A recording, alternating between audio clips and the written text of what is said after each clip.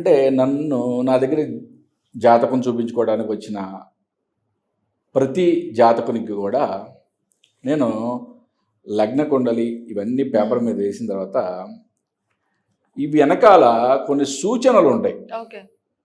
ఒక సిద్ధాంతిని కలిసే ముందు మీలో మీరు చూసుకోవాల్సిన విషయాలు అని రాసి ఉంటాయి. నా దగ్గర కలిసిన తర్వాత చెప్పడం కన్నా ముందు చెప్పాను అనుకో, నా దగ్గర కలవాల్సిన అవసరం ఉండదు కదా. ఓకే, నేను ఏ పాయింట్లు ఏ సూత్రాలు అక్కడ చెప్పాను చాలా క్లియర్గా మాట్లాడుకుందాం. మీ తల్లిదండ్రులను మీరు వారి యొక్క ఆలనా పాలన చూస్తున్నారా అని రాశా. చూడట్లేదు గురువుగారు అన్నారు. నీకు జన్మనిచ్చిన తల్లిదండ్రులనే నువ్వు చూడట్లేదు అంటే నిన్ను భగవంతుడే ఏమి కాపాడలేడు. ఒక సిద్ధాంతికి ఒక జ్యోతిషుగా నేనేం చేయగలను? నేనేమి చేయలేను. క్లియర్? లేదు గురుగారు, నేను అమెరికాలో ఉన్నాను, అవ్వట్లేదు.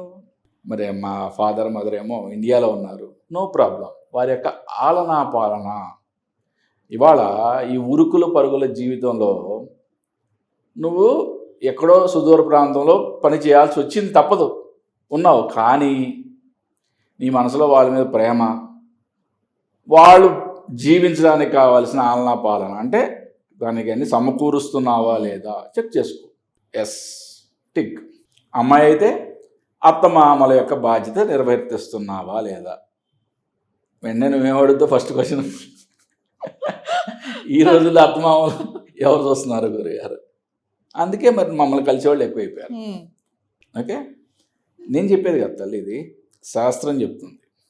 ఓకే, తల్లిదండ్రులతో సత్సంబంధాలు లేకపోతే నీకు ఆర్థికపరమైన ఇబ్బందులు, అనారోగ్య సమస్యలు తలెత్తుతాయి. చాలా క్లియర్గా ఉంది.